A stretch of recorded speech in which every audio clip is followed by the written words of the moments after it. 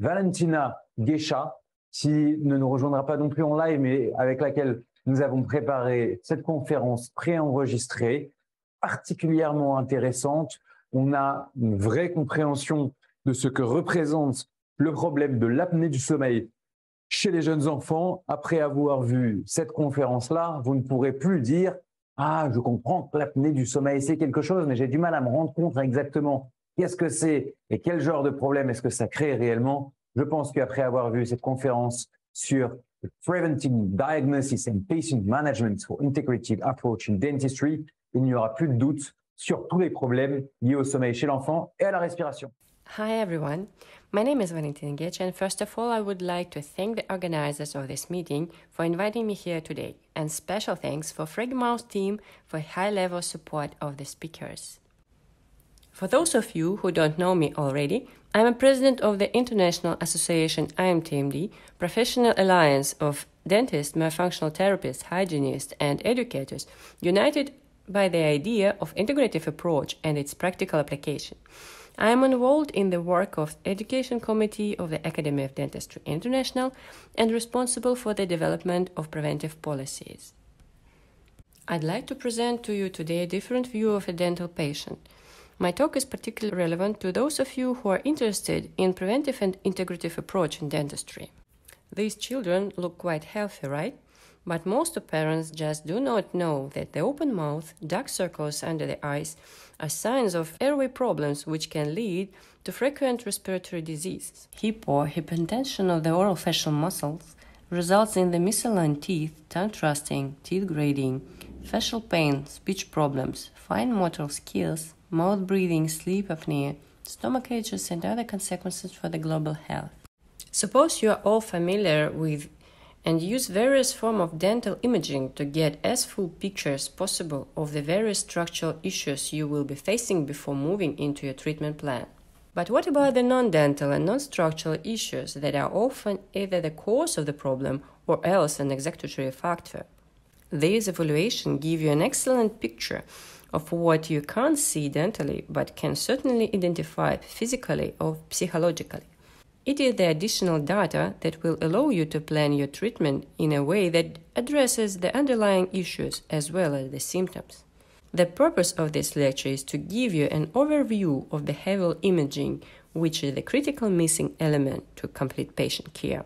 Integrative approach to patient wellness is important because the teeth, the bone, the muscles must work in harmony, not just to attain occlusal stability, but also balance throughout the body.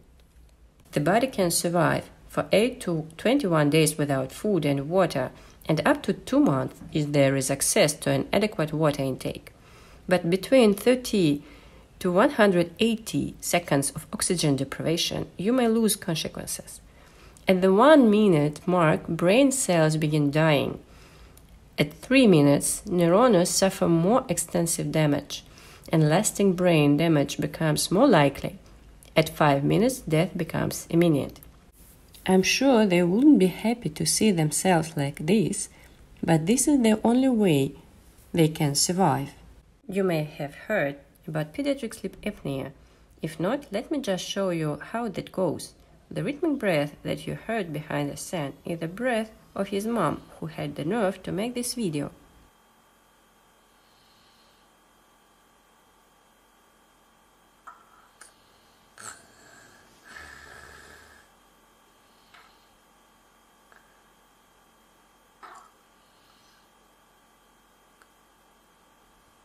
Now the baby is not breathing.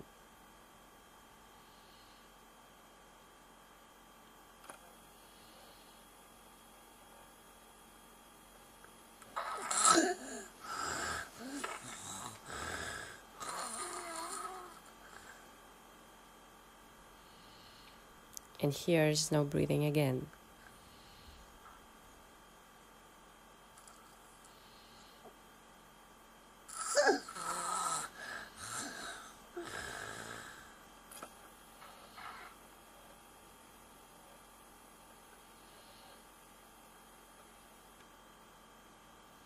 Why I'm showing you this video?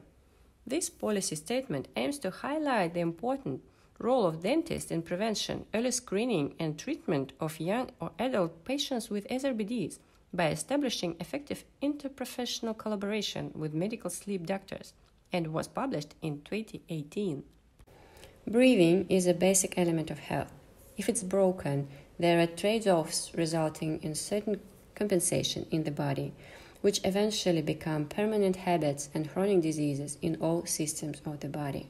The breathing process is important to monitor from an early age. If a child's mouth is open all the time, his head is a little pushed forward, dark circles under his eyes, the child goes to the bathroom more than once at night, wakes up in a bad mood or not resting, becomes moody and aggressive during the day, sleeplessness in the afternoon, it is a reason to see a specialist. The TMJ and airway are two factors that should be addressed when diagnosing patients for orthodontic treatment.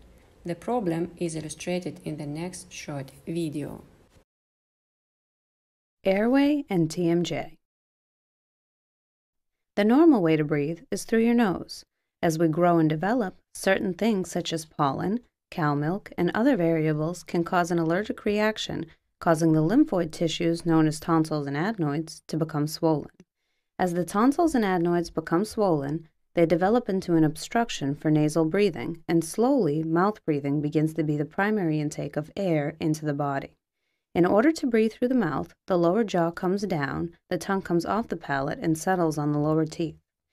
Nasal breathing is the correct way for air to enter the body, and during nasal breathing, the tongue rests at the palate and the pressure of the cheeks is balanced by the tongue.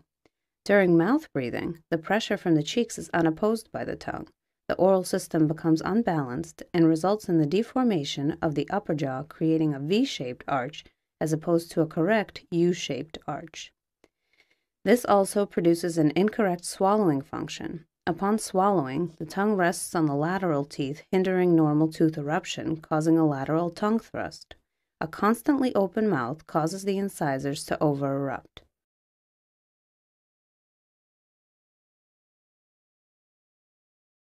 The result is a deformation of the lower arch known as the bicuspid drop-off. The result of this deformation of the upper and lower arches is the presence of premature contacts upon closing, which shift the lower jaw distally off of the physiologic trajectory. The narrowing of the upper arch pushes the lower jaw back. This forces the TMJ condyle to shift distally while the TMJ disc shifts forward.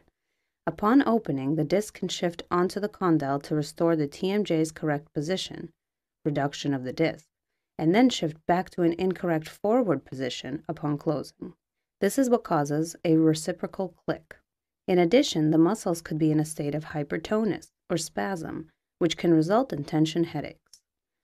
An incorrect position of the lower jaw can result in parafunctional activity of the muscles, such as clenching and grinding. Over time, grinding can result in severely worn-down teeth. As a result, the teeth become even shorter, the lower jaw shifts distally even further, and the vertical of the bite decreases. In time, joint degeneration occurs. The joint becomes deformed, and the ligaments of the joint become damaged. As a result, the TMJ disc can get trapped in front of the condyle. While the click may go away, limited mouth opening will occur.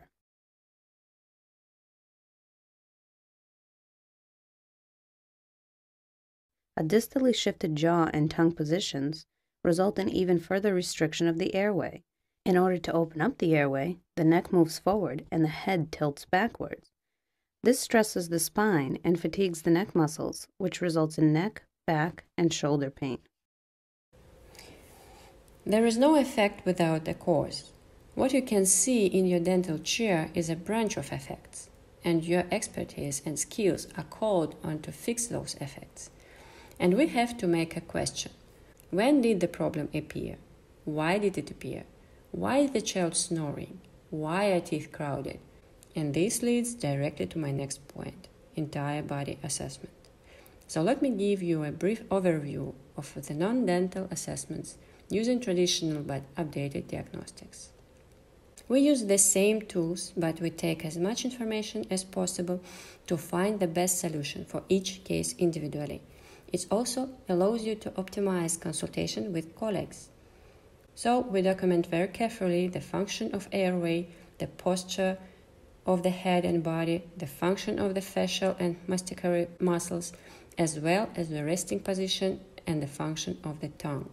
It is extremely important to respect the legality of data collection. Face photo as well as fingerprints are personal data and must be collected legally.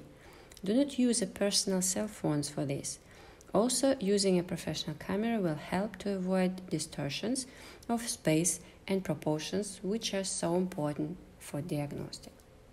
Make sure that patient is in a natural position. When photography full face, make sure that the patient looks directly into the lens. When photography in profile, on yourself in the mirror. No other instructions should be given to the patient. Back in 1907, Edward Engel stated that the position of the teeth depended from the function of the tongue, which is a muscle. And all these years, we could see that it is so important to evaluate the work of the muscles in natural position. Therefore, acts of chewing, swallowing, and articulation should be recorded subsequent analysis. In modern days, we can see a lot of kids with bad posture, knees break below center, forward head posture, chin well back, the tip of the nose is slightly turned up, asymmetric face, one eyeball slightly larger, open mouth, crooked teeth, etc. So let's see one example of different view.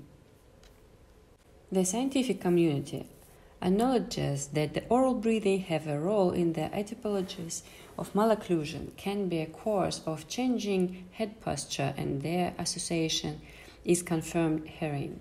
Mouth breathing and bad habits can be considered as risk factors of malocclusions because they change the physiological balance of growth. Please look how many deviations from the line of normal growth this child already has. It's all compensation, or worse, malcompensations. When a person swallows incorrectly, the tip and/or sides of the tongue press against or spread between the teeth. This is commonly called a tongue thrust. Constant pressure from resting or incorrectly thrusting the tongue away from the hard palate may push teeth out of place. That pressure may later prevent teeth from erupting, but it also affects the chewing pattern, articulation, and speech. If the muscle of the tongue doesn't work properly, all its functionality suffers. Because a person swallows 5 to 10 hundredths time a day, improper swallowing can cause a variety of problems, but it is actually the resting position of the tongue that does the most damage because it is more constant. Bad habits. It is not new, but long forgotten. Alfred Rogers was an American orthodontist who was considered the father of the myofunctional therapy in orthodontics. Alfred was greatly influenced by the work of pediatricians with children. He was impressed by the benefits from the early supervised exercise done in the treatment of children. He started exploring the effect of the musculature of oral cavity on the structure of mouth. Alfred devised a system of exercise that stimulated growth in the maxillofacial region. In 1918, at the annual meeting of the American Association of Orthodontists, he presented his first paper that talked about effects of musculature on mouth. He published his paper in 1950, which was titled "A Restatement of the Myofunctional Concept in Orthodontics." To illustrate that it is still working, let's have a closer look at two young gentlemen. Such aesthetic changes can be obtained in 8 months of myofunctional orthodontics. But more importantly, the child becomes healthier, sleeps better, and his school performance gets improved. What conclusion can we draw from this? With its integrative approach, including myofunctional therapy, the dentist can improve not just aesthetics issues, but patient can regain the joy of eating, speaking, breathing, and even sleeping more soundly. Cosmetic improvements can help restore confidence and self-esteem. Within the framework of a standard dental appointment, such issues will not be resolved. But if you implement an integrative approach and delegate some of the responsibilities to specially trained therapists, you can significantly increase the level of oral health care provided. trained, licensed functional health professionals working collaboratively with dentists, similar to the dentist hygienist model, can make this all work. That covers just about everything I wanted to say about what is missing today in dental imaging all around the world. We therefore strongly recommended to teach behavioral components of dysfunction at undergraduate and graduate level for proper diagnosis, the causes as well as the symptoms. I appreciate your attention and open to question or discussion.